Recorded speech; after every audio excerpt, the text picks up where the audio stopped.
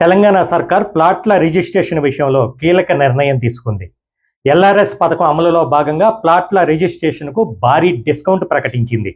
గత 4 ఏళ్లుగా పెండింగ్లో ఉన్న ప్లాట్ల రిజిస్ట్రేషన్కు ఎల్ఆర్ఎస్ ఫీజులో 25% రాయితీ ఇవ్వనుంది.